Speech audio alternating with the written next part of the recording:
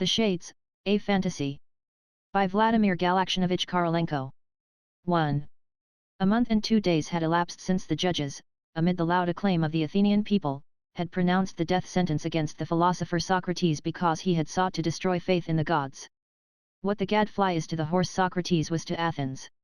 The gadfly stings the horse in order to prevent it from dozing off and to keep it moving briskly on its course. The philosopher said to the people of Athens, "I am your gadfly. My sting pricks your conscience and arouses you when you are caught napping. Sleep not, people of Athens, awake and seek the truth." The people arose in their exasperation and cruelly demanded to be rid of their gadfly. "Perchance both of his accusers, Meletus and Anytus, are wrong," said the citizens, on leaving the court after sentence had been pronounced. "But after all, whither do his doctrines tend? What would he do? He has wrought confusion, he overthrows beliefs that have existed since the beginning, he speaks of new virtues which must be recognized and sought for, he speaks of a divinity hitherto unknown to us. The blasphemer, he deems himself wiser than the gods. No, 'twere better we remain true to the old gods whom we know. They may not always be just, sometimes they may flare up in unjust wrath, and they may also be seized with a wanton lust for the wives of mortals, but did not our ancestors live with them in the peace of their souls, did not our forefathers accomplish their heroic deeds with the help of these very gods? And now the faces of the Olympians have paled and the old virtue is out of joint. What does it all lead to? Should not an end be put to this impious wisdom once for all?" Thus the citizens of Athens spoke to one another as they left the place, and the blue twilight was falling. They had determined to kill the restless gadfly in the hope that the countenances of the gods would shine again. And yet before their souls arose the mild figure of the singular philosopher. There were some citizens who recalled how courageously he had shared their troubles and dangers at Potidaea, how he alone had prevented them from committing the sin of unjustly executing the generals after the victory over the Arginusi, how he alone had dared to raise his voice against the tyrants who had 1,500 people put to death, speaking to the people on the marketplace concerning shepherds and their sheep. "Is not he a good shepherd," he asked, "who guards his flock and watches over its increase? Or is it the work of the good shepherd to reduce the number of his sheep and disperse them, and of the good ruler to do the same with his people? Men of Athens, let us investigate this question." And at this question of the solitary, undefended philosopher, the faces of the tyrants paled, while the eyes of the youths kindled with the fire of just wrath and indignation. Thus, when on dispersing after the sentence the Athenians recalled all these things of Socrates, their hearts were oppressed with heavy doubt. "Have we not done a cruel wrong to the son of Sophroniscus?" But then the good Athenians looked upon the harbour and the sea, and in the red glow of the dying day they saw the purple sails of the sharp-keeled ship, sent to the Delian festival, shimmering in the distance on the blue Pontus.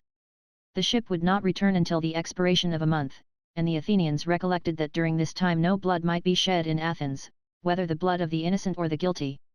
A month, moreover, has many days and still more hours. Supposing the son of Sophroniscus had been unjustly condemned, who would hinder his escaping from the prison, especially since he had numerous friends to help him? Was it so difficult for the rich Plato, for Aeschines and others to bribe the guards? Then the restless gadfly would flee from Athens to the barbarians in Thessaly, or to the Peloponnesus, or, still farther, to Egypt. Athens would no longer hear his blasphemous speeches, his death would not weigh upon the conscience of the worthy citizens, and so everything would end for the best of all. Thus said many to themselves that evening, while aloud they praised the wisdom of the Demos and the Heliasts. In secret, however, they cherished the hope that the restless philosopher would leave Athens, fly from the hemlock to the barbarians, and so free the Athenians of his troublesome presence and of the pangs of consciences that smote them for inflicting death upon an innocent man. 32 times since that evening had the sun risen from the ocean and dipped down into it again. The ship had returned from Delos and lay in the harbour with sadly drooping sails, as if ashamed of its native city. The moon did not shine in the heavens, the sea heaved under a heavy fog, and on the hills lights peered through the obscurity like the eyes of men gripped by a sense of guilt. The stubborn Socrates did not spare the conscience of the good Athenians. "We part. You go home and I go to death," he said to the judges after the sentence had been pronounced. "I know not, my friends, which of us chooses the better lot." As the time had approached for the return of the ship, many of the citizens had begun to feel uneasy. Must that obstinate fellow really die? And they began to appeal to the consciences of Aeschines, Phaedo, and other pupils of Socrates, trying to urge them on to further efforts for their master. "Will you permit your teacher to die?" they asked reproachfully in biting tones. "Or do you grudge the few coins it would take to bribe the guard?" In vain Crito besought Socrates to take to flight, and complained that the public was upbraiding his disciples with lack of friendship and with avarice. The self-willed philosopher refused to gratify his pupils or the good people of Athens. "Let us investigate," he said. "If it turns out that I must flee, I will flee, but if I must die, I will die. Let us remember what we once said: the wise man need not fear death, he need fear nothing but falsehood. Is it right to abide by the laws we ourselves have made so long as they are agreeable to us, and refuse to obey those which are disagreeable? If my memory does not deceive me, I believe we once spoke of these things, did we not?" "Yes, we did," answered his pupil. "And I think all were agreed as to the answer." "Yes. But perhaps what is true for others is not true for us." "No, truth is alike for all, including ourselves. But perhaps when we must die and not someone else, truth becomes untruth." "No, Socrates, truth remains the truth under all circumstances." After his pupil had thus agreed to each premise of Socrates in turn, he smiled and drew his conclusion. "If that is so, my friend, mustn't I die? Or has my head already become so weak that I am no longer in a condition to draw a logical conclusion? Then correct me, my friend, and show my erring brain the right way." His pupil covered his face with his mantle and turned aside. "Yes," he said, "now I see you must die." And on that evening, when the sea tossed hither and thither and roared dully under the load of fog, and the whimsical wind in mournful astonishment gently stirred the sails of the ships, when the citizens meeting on the streets asked one another, "Is he dead?" and their voices timidly betrayed the hope that he was not dead, when the first breath of awakened conscience touched the hearts of the Athenians like the first messenger of the storm, and when, it seemed, the very faces of the gods were darkened with shame, on that evening at the sinking of the sun, the self-willed man drank the cup of death. The wind increased in violence and shrouded the city more closely in the veil of mist, angrily tugging at the sails of the vessels delayed in the harbour. And the Erinyes sang their gloomy songs to the hearts of the citizens, and whipped up in their breasts that tempest which was later to overwhelm the denouncers of Socrates. But in that hour the first stirrings of regret were still uncertain and confused. The citizens found more fault with Socrates than ever because he had not given them the satisfaction of fleeing to Thessaly. They were annoyed with his pupils because in the last days they had walked about in sombre mourning attire, a living reproach to the Athenians. They were vexed with the judges because they had not had the sense and the courage to resist the blind rage of the excited people. They bore even the gods' resentment. "To you, ye gods, have we brought this sacrifice," spoke many. "Rejoice, ye unsatiable! I know not which of us chooses the better lot." Those words of Socrates came back to their memory, those his last words to the judges and to the people gathered in the court. Now he lay in the prison quiet and motionless under his cloak, while over the city hovered mourning, horror, and shame. Again he became the tormentor of the city, he who was himself no longer accessible to torment. The gadfly had been killed, but it stung the people more sharply than ever. Sleep not this night, O men of Athens! Sleep not! You have committed an injustice, a cruel injustice, which can never be erased. 2. During those sad days Xenophon, the general, a pupil of Socrates, was marching with his 10,000 in a distant land, amid dangers, seeking a way of return to his beloved fatherland. Aeschines, Crito, Critobulus, Phaedo, and Apollodorus were now occupied with the preparations for the modest funeral. Plato was burning his lamp and bending over a parchment. The best disciple of the philosopher was busy inscribing the deeds, words, and teachings that marked the end of the sage's life. A thought is never lost, and the truth discovered by a great intellect illumines the way for future generations like a torch in the dark. There was one other disciple of Socrates. Not long before, the impetuous Ctesippus had been one of the most frivolous and pleasure-seeking of the Athenian youths. He had set up beauty as his sole god, and had bowed before Cleinias as its highest exemplar. But since he had become acquainted with Socrates, all desire for pleasure and all light-mindedness had gone from him. He looked on indifferently while others took his place with Cleinias. The grace of thought and the harmony of spirit that he found in Socrates seemed 100 times more attractive than the graceful form and the harmonious features of Cleinias.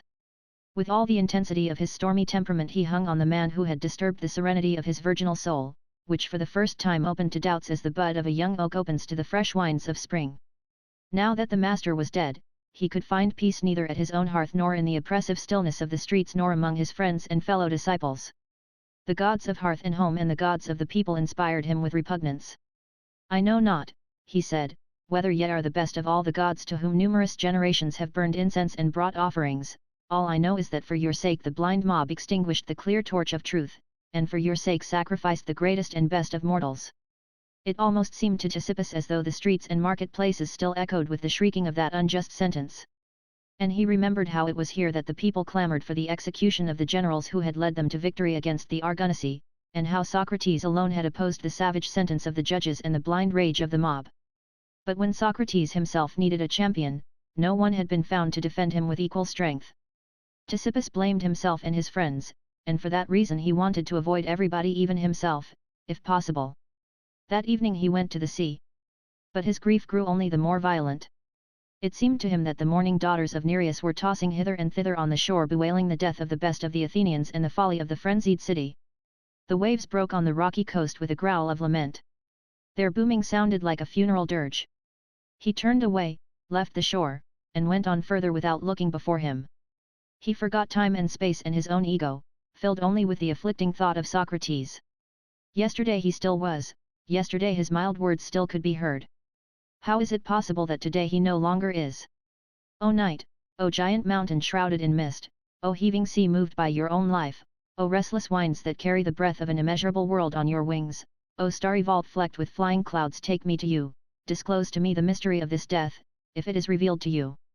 And if ye know not, then grant my ignorant soul your own lofty indifference. Remove from me these torturing questions. I no longer have strength to carry them in my bosom without an answer, without even the hope of an answer. For who shall answer them, now that the lips of Socrates are sealed in eternal silence, and eternal darkness is laid upon his lids? Thus Ctesippus cried out to the sea and the mountains, and to the dark night, which followed its invariable course, ceaselessly, invisibly, over the slumbering world. Many hours passed before Ctesippus glanced up and saw whither his steps had unconsciously led him. A dark horror seized his soul as he looked about him. 3. It seemed as if the unknown gods of eternal night had heard his impious prayer. Ctesippus looked about, without being able to recognize the place where he was. The lights of the city had long been extinguished by the darkness. The roaring of the sea had died away in the distance, his anxious soul had even lost the recollection of having heard it. No single sound, no mournful cry of nocturnal bird, nor whir of wings, nor rustling of trees, nor murmur of a merry stream broke the deep silence. Only the blind will-o'-the-wisps flickered here and there over rocks, and sheet lightning, unaccompanied by any sound, flared up and died down against crag peaks. This brief illumination merely emphasized the darkness, and the dead light disclosed the outlines of dead deserts crossed by gorges like crawling serpents, and rising into rocky heights in a wild chaos. All the joyous gods that haunt green groves, purling brooks, and mountain valleys seemed to have fled forever from these deserts. Pan alone, the great and mysterious Pan, was hiding somewhere nearby in the chaos of nature, and with mocking glance seemed to be pursuing the tiny ant that a short time before had blasphemously asked to know the secret of the world and of death. Dark, senseless horror overwhelmed the soul of Ctesippus. It is thus that the sea in stormy flood tide overwhelms a rock on the shore. Was it a dream, was it reality, or was it the revelation of the unknown divinity? Ctesippus felt that in an instant he would step across the threshold of life, and that his soul would melt into an ocean of unending, inconceivable horror like a drop of rain in the waves of the grey sea on a dark and stormy night. But at this moment he suddenly heard voices that seemed familiar to him, and in the glare of the sheet lightning his eyes recognized human figures. 4. On a rocky slope sat a man in deep despair. He had thrown a cloak over his head and was bowed to the ground. Another figure approached him softly, cautiously climbing upward and carefully feeling every step. The first man uncovered his face and exclaimed, "Is that you I just now saw, my good Socrates? Is that you passing by me in this cheerless place? I have already spent many hours here without knowing when day will relieve the night. I have been waiting in vain for the dawn. Yes, I am Socrates, my friend, and you, are you not Elpidias who died 3 days before me? Yes, I am Elpidias, formerly the richest tanner in Athens, now the most miserable of slaves. For the first time I understand the words of the poet, better to be a slave in this world than a ruler in gloomy Hades. My friend, if it is disagreeable for you where you are, why don't you move to another spot? O Socrates, I marvel at you, how dare you wander about in this cheerless gloom? I sit here overcome with grief and bemoan the joys of a fleeting life.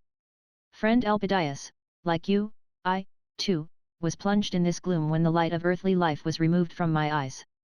But an inner voice told me, tread this new path without hesitation, and I went. But whither do you go, O son of Sophroniscus? Here there is no way, no path, not even a ray of light, nothing but a chaos of rocks, mist, and gloom. True. But, my Elpidias, since you are aware of this sad truth, have you not asked yourself what is the most distressing thing in your present situation?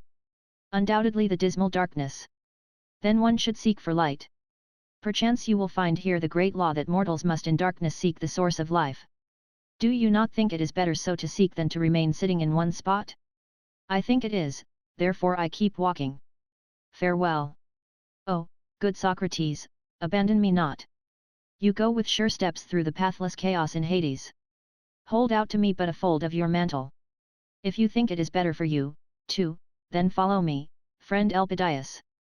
And the two shades walked on, while the soul of Ctesippus, released by sleep from its mortal envelope, flew after them, greedily absorbing the tones of the clear Socratic speech. Are you here, good Socrates? The voice of the Athenian again was heard. Why are you silent? Converse shortens the way, and I swear, by Hercules, never did I have to traverse such a horrid way. Put questions, friend Elpidias. The question of one who seeks knowledge brings forth answers and produces conversation. Elpidias maintained silence for a moment, and then, after he had collected his thoughts, asked. Yes, this is what I wanted to say. Tell me, my poor Socrates, did they at least give you a good burial? I must confess, friend Elpidias, I cannot satisfy your curiosity. I understand, my poor Socrates, it doesn't help you cut a figure. Now with me it was so different. Oh, how they buried me, how magnificently they buried me, my poor fellow wanderer. I still think with great pleasure of those lovely moments after my death. First they washed me and sprinkled me with well-smelling balsam. Then my faithful Larissa dressed me in garments of the finest weave. The best mourning women of the city tore their hair from their heads because they had been promised good pay, and in the family vault they placed an amphora, a crater with beautiful, decorated handles of bronze, and, besides, a vial. Stay, friend Elpidias. I am convinced that the faithful Larissa converted her love into several minas. Yet. Exactly 10 minas and 4 drachmas, not counting the drinks for the guests. I hardly think that the richest tanner can come before the souls of his ancestors and boast of such respect on the part of the living. Friend Elpidias, don't you think that money would have been of more use to the poor people who are still alive in Athens than to you at this moment? Admit, Socrates, you are speaking in envy, responded Elpidias, pained. I am sorry for you, unfortunate Socrates, although, between ourselves, you really deserved your fate. I myself in the family circle said more than once that an end ought to be put to your impious doings, because... Stay, friend, I thought you wanted to draw a conclusion, and I fear you are straying from the straight path. Tell me, my good friend, whither does your wavering thought tend? I wanted to say that in my goodness I am sorry for you. A month ago I myself spoke against you in the assembly, but truly none of us who shouted so loud wanted such a great ill to befall you. Believe me, now I am all the sorrier for you, unhappy philosopher. I thank you. But tell me, my friend, do you perceive a brightness before your eyes? No, on the contrary, such darkness lies before me that I must ask myself whether this is not the misty region of Orcus. This way, therefore, is just as dark for you as for me. Quite right. If I am not mistaken, you are even holding on to the folds of my cloak. Also true. Then we are in the same position? You see, your ancestors are not hastening to rejoice in the tale of your pompous burial. Where is the difference between us, my good friend? But, Socrates, have the gods enveloped your reason in such obscurity that the difference is not clear to you? Friend, if your situation is clearer to you, then give me your hand and lead me, for I swear, by the dog, you let me go ahead in this darkness. Cease your scoffing, Socrates. Do not make sport, and do not compare yourself, your godless self, with a man who died in his own bed. Ah, I believe I am beginning to understand you. But tell me, Elpidias, do you hope ever again to rejoice in your bed? Oh, I think not. And was there ever a time when you did not sleep in it? Yes. That was before I bought goods from Agesilaus at half their value. You see, that Agesilaus is really a deep-dyed rogue. Ah, never mind about Agesilaus. Perhaps he is getting them back, from your widow at a quarter their value. Then wasn't I right when I said that you were in possession of your bed only part of the time? Yes, you were right. Well, and I, too, was in possession of the bed in which I died part of the time. Proteus, the good guard of the prison, lent it to me for a period. Oh, if I had known what you were aiming at with your talk, I wouldn't have answered your wily questions. By Hercules, such profanation is unheard of. He compares himself with me. Why, I could put an end to you with 2 words, if it came to it. Say them, Elpidias, without fear. Words can scarcely be more destructive to me than the hemlock. Well, then, that is just what I wanted to say. You unfortunate man, you died by the sentence of the court and had to drink hemlock. But I have known that since the day of my death, even long before. And you, unfortunate Elpidias, tell me what caused your death. Oh, with me, it was different, entirely different. You see, I got the dropsy in my abdomen. An expensive physician from Corinth was called who promised to cure me for 2 minas, and he was given half that amount in advance. I am afraid that Larissa, in her lack of experience in such things, gave him the other half, too. Then the physician did not keep his promise. That's it. And you died from dropsy. Ah, Socrates, believe me, 3 times it wanted to vanquish me, and finally it quenched the flame of my life. Then tell me, did death by dropsy give you great pleasure? Oh, wicked Socrates, don't make sport of me. I told you it wanted to vanquish me 3 times. I bellowed like a steer under the knife of the slaughterer, and begged the Parsi to cut the thread of my life as quickly as possible. That doesn't surprise me. But from what do you conclude that the dropsy was pleasanter to you than the hemlock to me? The hemlock made an end of me in a moment. I see, I fell into your snare again, you crafty sinner. I won't enrage the gods still more by speaking with you, you destroyer of sacred customs. Both were silent, and quiet reigned. But in a short while Elpidias was again the first to begin a conversation. Why are you silent, good Socrates? My friend, didn't you yourself ask for silence? I am not proud, and I can treat men who are worse than I am considerately. Don't let us quarrel. I did not quarrel with you, friend Elpidias, and did not wish to say anything to insult you. I am merely accustomed to get at the truth of things by comparisons. My situation is not clear to me. You consider your situation better, and I should be glad to learn why. On the other hand, it would not hurt you to learn the truth, whatever shape it may take. Well, no more of this. Tell me, are you afraid? I don't think that the feeling I now have can be called fear. I am afraid, although I have less cause than you to be at odds with the gods. But don't you think that the gods, in abandoning us to ourselves here in this chaos, have cheated us of our hopes? That depends upon what sort of hopes they were. What did you expect from the gods, Elpidias? Well, what did I expect from the gods? What curious questions you ask, Socrates. If a man throughout life brings offerings, and at his death passes away with a pious heart and with all that custom demands, the gods might at least send someone to meet him, at least one of the inferior gods, to show a man the way. But that reminds me. Many a time when I begged for good luck in traffic in hides, I promised Hermes calves. And you didn't have luck. Oh, yes, I had luck, good Socrates, but... I understand, you had no calf. Bah! Socrates, a rich tanner and not have calves. Now I understand. You had luck, had calves, but you kept them for yourself, and Hermes received nothing. You're a clever man. I've often said so. I kept only 3 of my 10 oaths, and I didn't deal differently with the other gods. If the same is the case with you, isn't that the reason, possibly, why we are now abandoned by the gods? To be sure, I ordered Larissa to sacrifice a whole hecatomb after my death. But that is Larissa's affair, whereas it was you, friend Elpidias, who made the promises. That's true, that's true.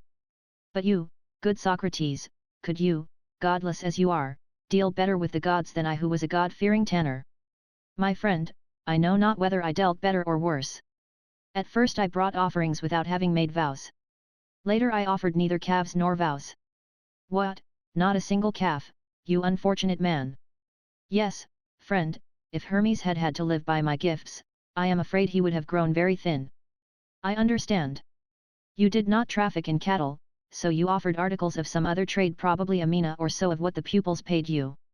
You know, my friend, I didn't ask pay of my pupils, and my trade scarcely sufficed to support me. If the gods reckoned on the sorry remnants of my meals, they miscalculated. Oh, blasphemer, in comparison with you I can be proud of my piety. Ye gods, look upon this man. I did deceive you at times, but now and then I shared with you the surplus of some fortunate deal. He who gives at all gives much in comparison with a blasphemer who gives nothing. Socrates, I think you had better go on alone. I fear that your company, godless one, damages me in the eyes of the gods. As you will, good Elpidias. I swear by the dog no one shall force his company on another. Unhand the fold of my mantle, and farewell.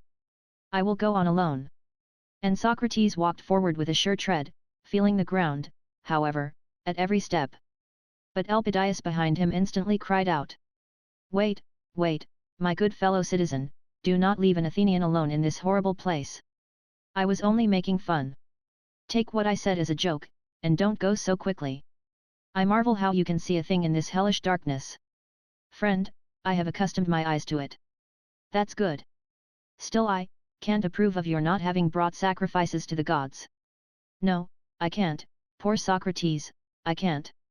The honorable Sophroniscus certainly taught you better in your youth, and you yourself used to take part in the prayers. I saw you. Yes. But I am accustomed to examine all our motives and to accept only those that after investigation prove to be reasonable. And so a day came on which I said to myself, Socrates, here you are praying to the Olympians. Why are you praying to them? Elpidias laughed. Really you philosophers sometimes don't know how to answer the simplest questions. I'm a plain tanner who never in my life studied sophistry, yet I know why I must honor the Olympians. Tell me quickly, so that I, too, may know why. Why? Ha! Ha! It's too simple, you wise Socrates. So much the better if it's simple. But don't keep your wisdom from me. Tell me why must one honor the gods? Why? Because everybody does it. Friend, you know very well that not everyone honors the gods. Wouldn't it be more correct to say many? Very well, many. But tell me, don't more men deal wickedly than righteously? I think so. You find more wicked people than good people. Therefore, if you follow the majority, you ought to deal wickedly and not righteously. What are you saying? I'm not saying it, you are. But I think the reason that men reverence the Olympians is not because the majority worship them. We must find another, more rational ground. Perhaps you mean they deserve reverence. Yes, very right. Good. But then arises a new question, why do they deserve reverence? Because of their greatness. Ah, that's more like it. Perhaps I will soon be agreeing with you. It only remains for you to tell me wherein their greatness consists. That's a difficult question, isn't it? Let us seek the answer together. Homer says that the impetuous Ares, when stretched flat on the ground by a stone thrown by Pallas Athene, covered with his body the space that can be travelled in 7 mornings. You see what an enormous space. Is that wherein greatness consists? There you have me, my friend. That raises another question. Do you remember the athlete Theophans? He towered over the people a whole head's length, whereas Pericles was no larger than you. But whom do we call great, Pericles or Theophans? I see that greatness does not consist in size of body. In that you're right. I am glad we agree. Perhaps greatness consists in virtue. Certainly. I think so, too. Well, then, who must bow to whom? The small before the large, or those who are great in virtues before the wicked? The answer is clear. I think so, too. Now we will look further into this matter. Tell me truly, did you ever kill other people's children with arrows? It goes without saying, never. Do you think so ill of me? Nor have you, I trust, ever seduced the wives of other men.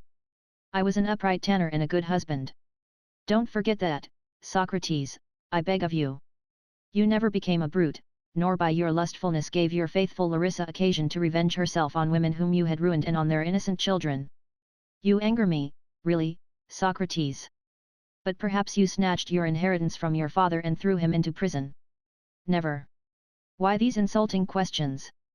Wait, my friend. Perhaps we will both reach a conclusion. Tell me, would you have considered a man great who had done all these things of which I have spoken? No, no, no. I should have called such a man a scoundrel, and lodged public complaint against him with the judges in the marketplace. Well, Elpidias, why did you not complain in the marketplace against Zeus and the Olympians? The son of Cronos carried on war with his own father, and was seized with brutal lust for the daughters of men, while Hera took vengeance upon innocent virgins. Did not both of them convert the unhappy daughter of Anashos into a common cow? Did not Apollo kill all the children of Niobe with his arrows?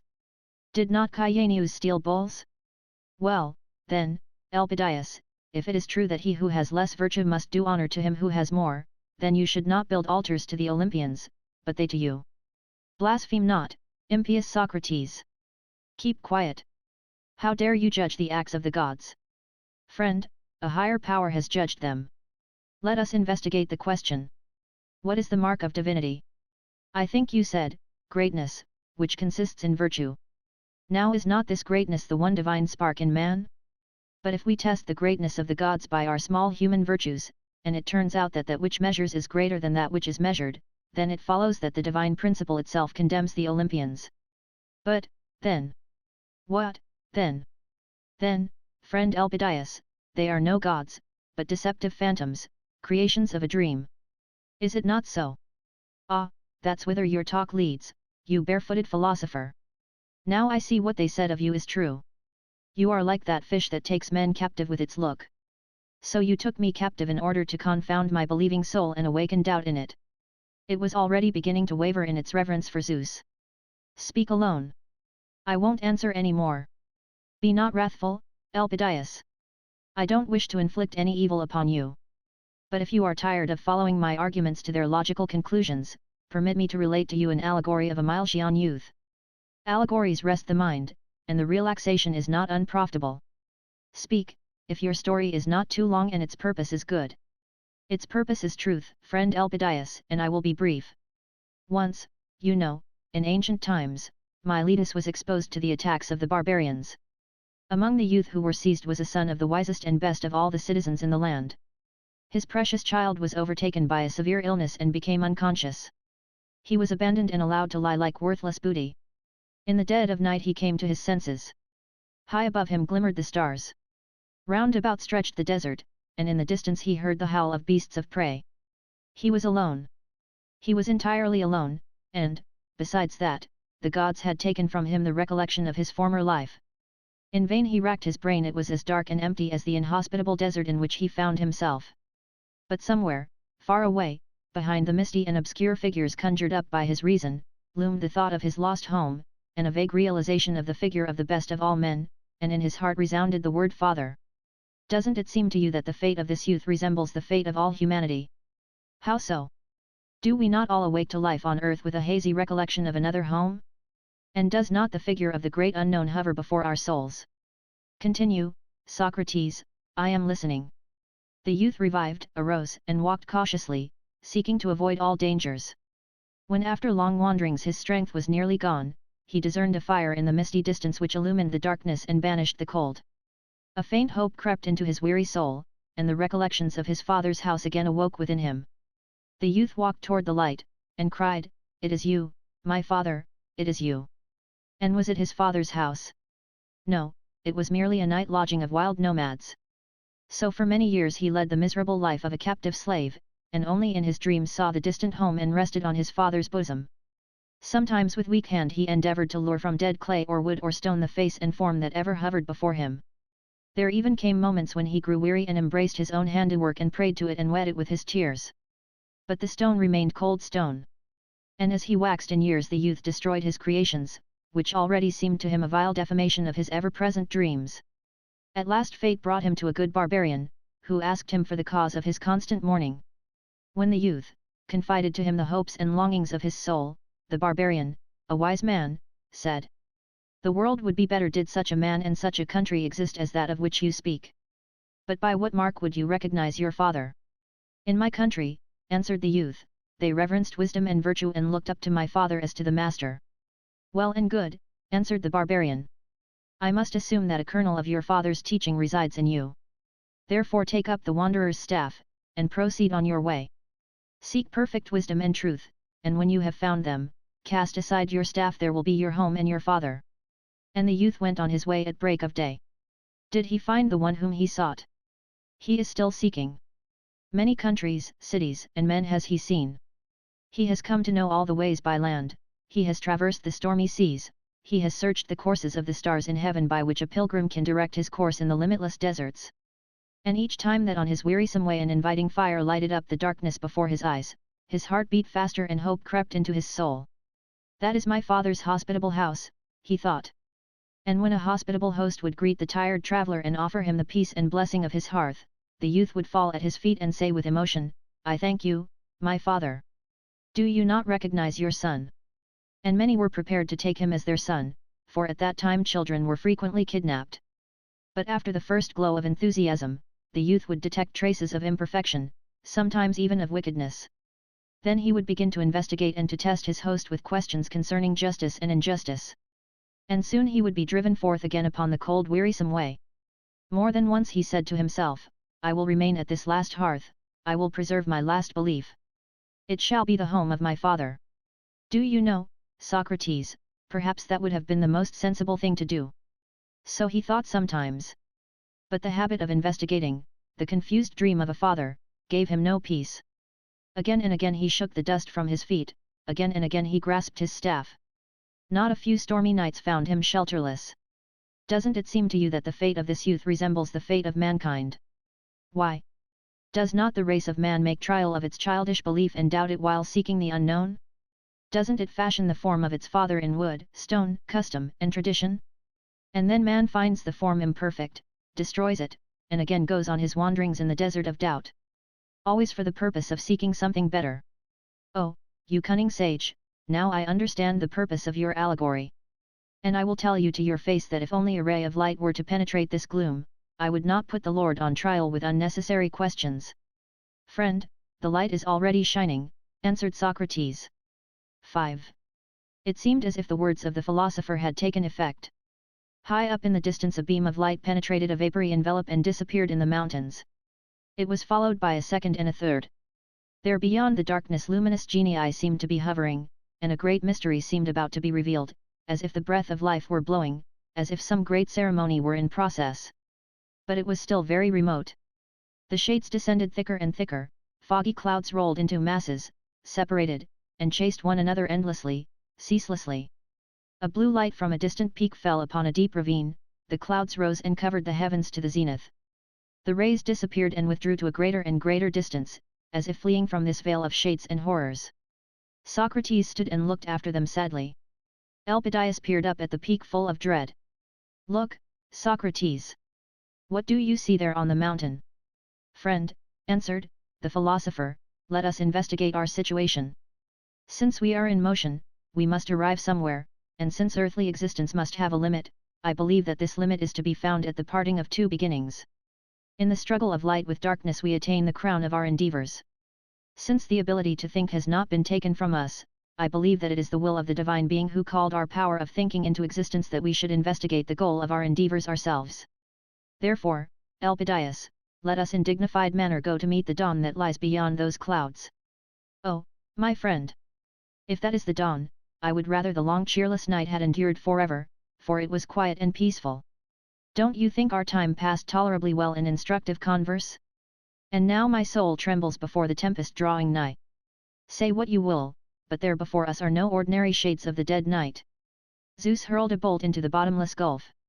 Ctesippus looked up to the peak, and his soul was frozen with horror. Huge somber figures of the Olympian gods crowded on the mountain in a circle. A last ray shot through the region of clouds and mists, and died away like a faint memory. A storm was approaching now, and the powers of night were once more in the ascendant. Dark figures covered the heavens. In the center Ctesippus could discern the all-powerful son of Kronos surrounded by a halo. The somber figures of the older gods encircled him in wrathful excitement. Like flocks of birds winging their way in the twilight, like eddies of dust driven by a hurricane, like autumn leaves lashed by Boreas, numerous minor gods hovered in long clouds and occupied the spaces. When the clouds gradually lifted from the peak and sent down dismal horror to embrace the earth, Ctesippus fell upon his knees. Later, he admitted that in this dreadful moment he forgot all his master's deductions and conclusions. His courage failed him, and terror took possession of his soul. He merely listened. Two voices resounded there where before had been silence, the one the mighty and threatening voice of the Godhead, the other the weak voice of a mortal which the wind carried from the mountain slope to the spot where Ctesippus had left Socrates. "Are you," thus spake the voice from the clouds, "are you the blasphemous Socrates who strives with the gods of heaven and earth? Once there were none so joyous, so immortal, as we. Now, for long we have passed our days in darkness because of the unbelief and doubt that have come upon earth. Never has the mist closed in on us so heavily as since the time your voice resounded in Athens, the city we once so dearly loved. Why did you not follow the commands of your father, Sophroniscus? The good man permitted himself a few little sins, especially in his youth, yet by way of recompense, we frequently enjoyed the smell of his offerings. Stay, son of Kronos, and solve my doubts. Do I understand that you prefer cowardly hypocrisy to searchings for the truth? At this question the crags trembled with the shock of a thundering peal. The first breath of the tempest scattered in the distant gorges. But the mountains still trembled, for he who was enthroned upon them still trembled. And in the anxious quiet of the night only distant sighs could be heard. In the very bowels of the earth the chained titans seemed to be groaning under the blow of the son of Kronos. Where are you now, you impious questioner? Suddenly came the mocking voice of the Olympian. I am here, son of Kronos, on the same spot. Nothing but your answer can move me from it. I am waiting. Thunder bellowed in the clouds like a wild animal amazed at the daring of a Libyan tamer's fearless approach. At the end of a few moments the voice again rolled over the spaces. Son of Sophroniscus! Is it not enough that you bred so much skepticism on earth that the clouds of your doubt reached even to Olympus? Indeed, many a time when you were carrying on your discourse in the marketplaces or in the academies or on the promenades, it seemed to me as if you had already destroyed all the altars on earth, and the dust were rising from them up to us here on the mountain. Even that is not enough. Here before my very face you will not recognize the power of the immortals. Zeus, thou art wrathful. Tell me, who gave me the daemon which spoke to my soul throughout my life and forced me to seek the truth without resting? Mysterious silence reigned in the clouds. Was it not you? You are silent? Then I will investigate the matter. Either this divine beginning emanates from you or from someone else. If from you, I bring it to you as an offering. I offer you the ripe fruit of my life, the flame of the spark of your own kindling. See, son of Kronos, I preserved my gift, in my deepest heart grew the seed that you sowed. It is the very fire of my soul. It burned in those crises when with my own hand I tore the thread of life. Why will you not accept it? Would you have me regard you as a poor master whose age prevents him from seeing that his own pupil obediently follows out his commands? Who are you that would command me to stifle the flame that has illuminated my whole life, ever since it was penetrated by the first ray of sacred thought? The sun says not to the stars, be extinguished that I may rise. The sun rises and the weak glimmer of the stars is quenched by its far, far stronger light. The day says not to the torch, be extinguished, you interfere with me. The day breaks, and the torch smokes, but no longer shines. The divinity that I am questing is not you who are afraid of doubt. That divinity is like the day, like the sun, and shines without extinguishing other lights. The God I seek is the God who would say to me, Wanderer, give me your torch, you no longer need it, for I am the source of all light. Searcher for truth, set upon my altar the little gift of your doubt, because in me is its solution. If you are that God, hearken to my questions. No one kills his own child, and my doubts are a branch of the eternal Spirit whose name is truth. Round about, the fires of heaven tore the dark clouds, and out of the howling storm again resounded the powerful voice. Whither did your doubts tend, you arrogant sage, who renounce humility, the most beautiful adornment of earthly virtues? You abandoned the friendly shelter of credulous simplicity to wander in the desert of doubt. You have seen this dead space from which the living gods have departed. Will you traverse it, you insignificant worm, who crawl in the dust of your pitiful profanation of the gods? Will you vivify the world? Will you conceive the unknown divinity to whom you do not dare to pray? You miserable digger of dung, soiled by the smut of ruined altars, are you perchance the architect who shall build the new temple? Upon what do you base your hopes, you who disavow the old gods and have no new gods to take their place? The eternal night of doubts unsolved, the dead desert, deprived of the living spirit, this is your world, you pitiful worm, who gnawed at the living belief which was a refuge for simple hearts, who converted the world into a dead chaos. Now, then, where are you, you insignificant, blasphemous sage? Nothing was heard but the mighty storm roaring through the spaces. Then the thunder died away, the wind folded its pinions, and torrents of rain streamed through the darkness, like incessant floods of tears which threatened to devour the earth and drown it in a deluge of unquenchable grief. It seemed to Ctesippus that the master was overcome, and that the fearless, restless, questioning voice had been silenced forever.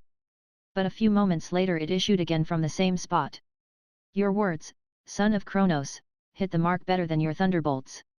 The thoughts you have cast into my terrified soul have haunted me often, and it has sometimes seemed as if my heart would break under the burden of their unendurable anguish.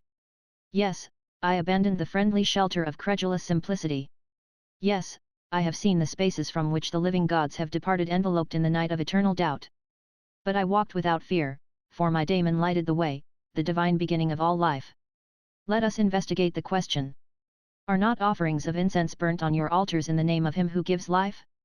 You are stealing what belongs to another. Not you, but that other, is served by credulous simplicity. Yes, you are right, I am no architect. I am not the builder of a new temple. Not to me was it given to raise from the earth to the heavens the glorious structure of the coming faith. I am one who digs dung, soiled by the smut of destruction. But my conscience tells me, son of Kronos, that the work of one who digs dung is also necessary for the future temple. When the time comes for the proud and stately edifice to stand on the purified place, and for the living divinity of the new belief to erect his throne upon it, I, the modest digger of dung, will go to him and say, here am I who restlessly crawled in the dust of disavowal. When surrounded by fog and soot, I had no time to raise my eyes from the ground, my head had only a vague conception of the future building. Will you reject me, you just one, just, and true, and great? Silence and astonishment reigned in the spaces. Then Socrates raised his voice, and continued. The sunbeam falls upon the filthy puddle, and light vapor, leaving heavy mud behind, rises to the sun, melts, and dissolves in the ether. With your sunbeam you touched my dust-laden soul and it aspired to you, unknown one, whose name is mystery. I sought for you, because you are truth, I strove to attain to you, because you are justice, I loved you, because you are love, I died for you, because you are the source of life. Will you reject me, O unknown? My torturing doubts, my passionate search for truth, my difficult life, my voluntary death, accept them as a bloodless offering, as a prayer, as a sigh. Absorb them as the immeasurable ether absorbs the evaporating mists. Take them, you whose name I do not know, let not the ghosts of the night I have traversed bar the way to you, to eternal light.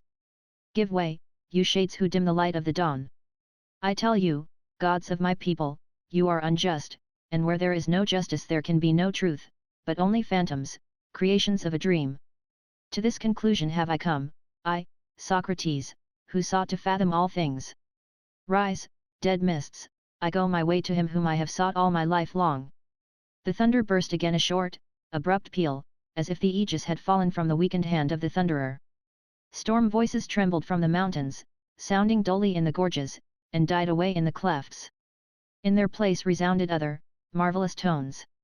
When Ctesippus looked up in astonishment, a spectacle presented itself such as no mortal eyes had ever seen. The night vanished. The clouds lifted, and godly figures floated in the azure like golden ornaments on the hem of a festive robe.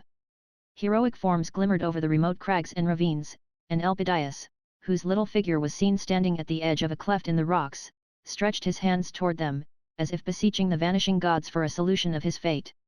A mountain peak now stood out clearly above the mysterious mist, gleaming like a torch over dark blue valleys. The son of Kronos, the thunderer, was no longer enthroned upon it, and the other Olympians too were gone. Socrates stood alone in the light of the sun under the high heavens. Ctesippus was distinctly conscious of the pulse beat of a mysterious life quivering throughout nature, stirring even the tiniest blade of grass. A breath seemed to be stirring the balmy air, a voice to be sounding in wonderful harmony, an invisible tread to be heard, the tread of the radiant dawn. And on the illumined peak a man still stood, stretching out his arms in mute ecstasy, moved by a mighty impulse. A moment, and all disappeared, and the light of an ordinary day shone upon the awakened soul of Ctesippus. It was like dismal twilight after the revelation of nature that had blown upon him the breath of an unknown life. In deep silence the pupils of the philosopher listened to the marvelous recital of Ctesippus. Plato broke the silence. "Let us investigate the dream and its significance," he said. "Let us investigate it," responded the others.